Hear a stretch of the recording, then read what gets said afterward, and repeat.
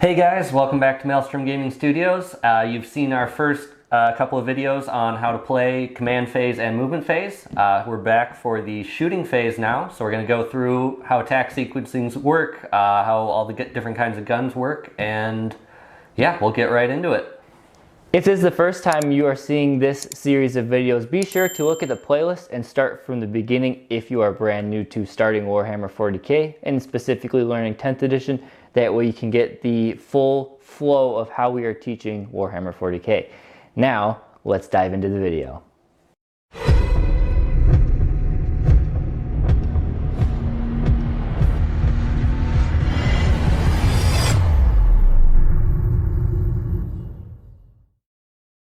So you join us in the shooting phase here. This is a battle between the Tyranids and the Death Guard. And to represent this shooting phase, we are going to be looking at our Tyranid Termagants here.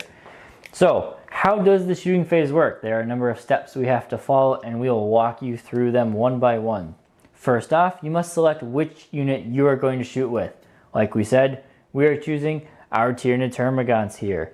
This unit cannot have advanced or fallen back. We did not do that, so check, we are good there. Now, we must select our target. In this case, there are a couple rules we have to take into consideration when choosing our target. First, the target must be within range of the weapon our Termagants are holding. As you can see on the data sheet, these Termagants are armed with the Devourer, so it is an 18-inch range gun. We can do this just by measuring. As you can see, they are clearly within 18 inches, so the range is not a concern to us there. Next, we have to check line of sight. The Termagants have to see at least one model from the enemy unit in order for them to target them.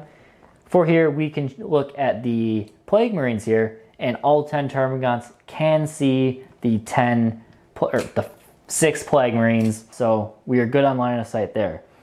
One option that you guys can see on screen is there are 3 Death Shroud Terminators at the top. We cannot choose them as a target because you are not allowed to choose an enemy unit that is currently in engagement range of one of our units. So in this case, the Death Shroud Terminators are currently fighting the Tyranid Warriors, and because they are within engagement range of each other, the Death Shroud cannot be selected as a target for our shooting attack. Changing up the battlefield a little bit, we now have a Plague Burst Crawler engaged with the Tyranid Warriors, and we're going to use this to represent the rule Big Guns Never Tire. This is a rule that specifically targets monsters and vehicles when it comes to the shooting phase. It has 2 effects that come into play. So the first one is if a vehicle is within engagement range, that vehicle can still be selected as a target. However, you do incur a -1 to hit penalty. So because this Plague Burst Crawler is with engagement range of the Tyranid Warriors and it has the vehicle keyword, we can still select it as a target, but we will take that -1 to hit. And we'll talk about the -1 to hit in just a little bit. So stay with us on that. Furthermore, going in the Plague Burst Crawler's favor, because it is a vehicle and it is in engagement range of an infantry unit, the Plague Burst Crawler is allowed to shoot outside of combat. It also incurs that -1 to hit penalty. So if the Plague Burst Crawler in his shooting phase wanted to shoot the Termagants, he could do that even though it's engaged with the Warriors. It will just take a -1 to hit penalty. We've now added a rune here to actually simulate how some of the shooting works. So one important note in Warhammer 40k is all shooting attacks in each unit happen simultaneously, meaning even though there's just one Plague Marine that is visible there, all 10 of these can open fire at once, and if you kill one, the wounds will still spill over into the other unit because all of the units, the Termagant shooting happens at once. It's not a case of you shoot until you kill one and then you can't shoot anymore. It is simultaneous. Another thing to keep in mind in the shooting phase is that some models are equipped with multiple guns. And in the shooting phase, you are allowed to shoot with all of those guns at the same time. The one exception being weapons with the pistol keyword can't be shot alongside other kinds of weapons. So this Plague Burst Crawler here is equipped with 2 entropy cannons, a heavy slugger, and a Plague Burst mortar. So it will go ahead and fire with all 4 of those weapons all at the same time. When you have multiple weapons like this, or in the case of a unit with multiple models, you declare ahead of time where all those shots are going, so you can split fire. In the case of the Termagants, you can put, say, half of their shots into these Plague Marines and half of these shots into the Plague Burst Crawler, or you could put them all on the same target.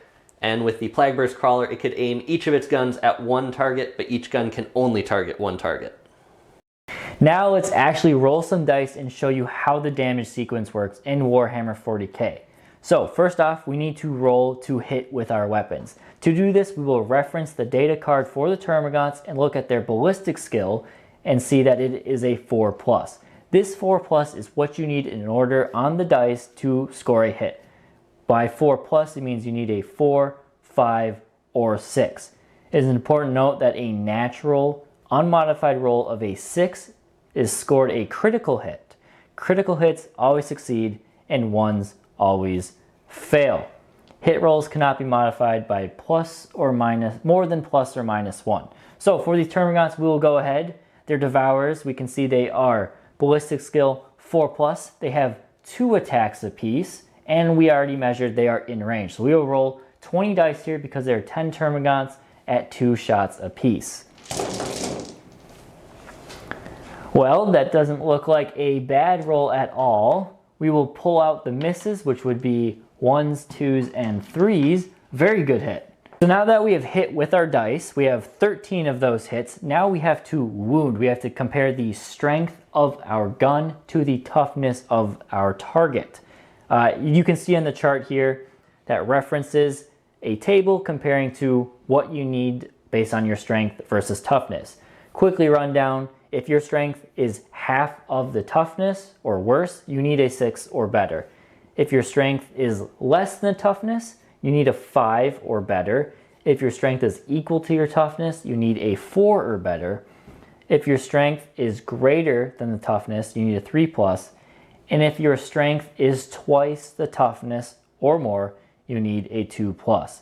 Again, just like hitting a natural or unmodified roll of a 6 scores a critical wound, critical wounds will always wound and ones will always fail.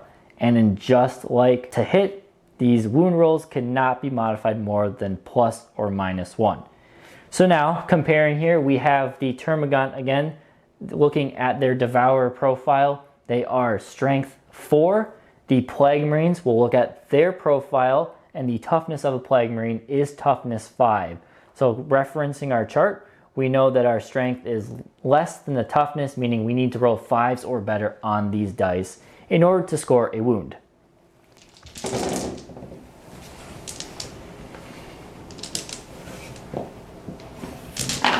Not bad. So when allocating attacks, you need to pick your opponent needs to choose which models in the target unit are going to take the attacks. Now, in a lot of cases like this, where there's no difference to their saves, they might not say it out loud and they just pull the model at the end.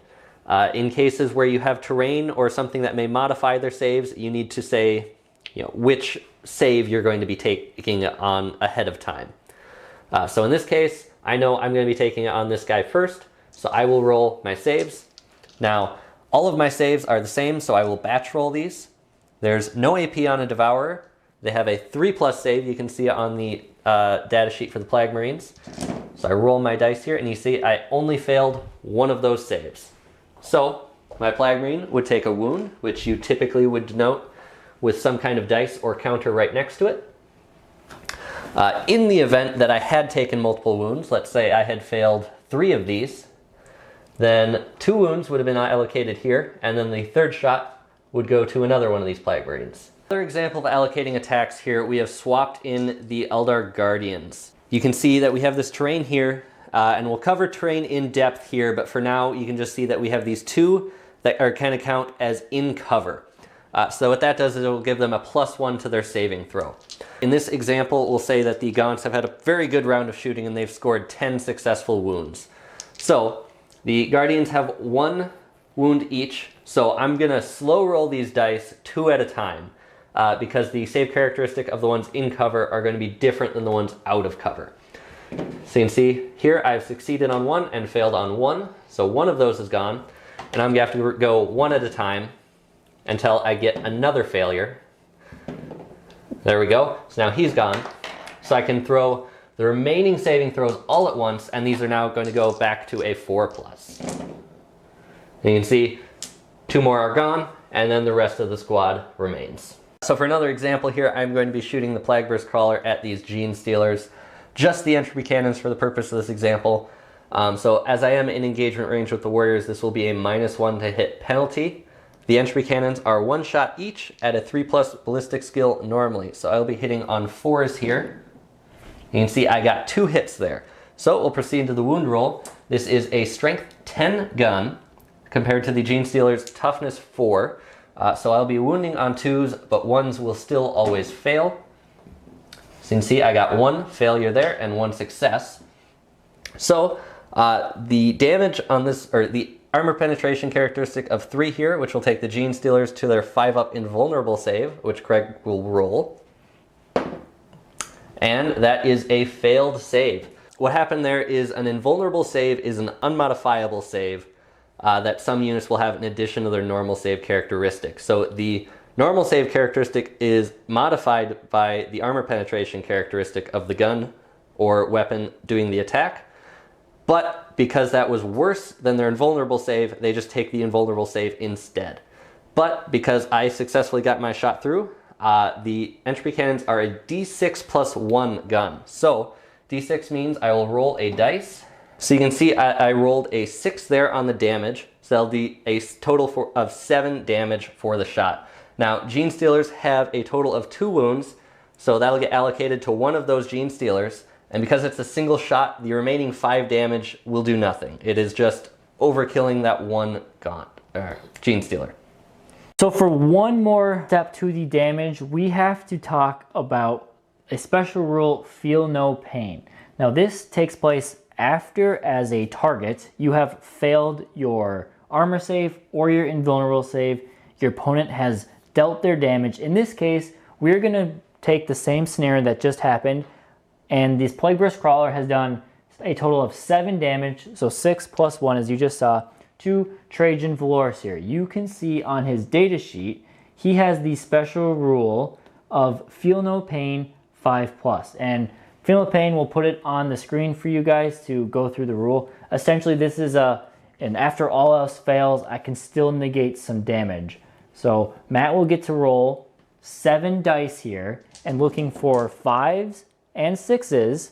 In this case, we see he has made 3 of them. So that 7 damage would be reduced by 3. So this model would only take 4 damage instead of 7. Now, once all that is done, you are done with that shooting attack and you can move on to the next one. So that is, as a basic understanding, the shooting phase done. Now there's some important things that we should mention here that we'll go into a later video.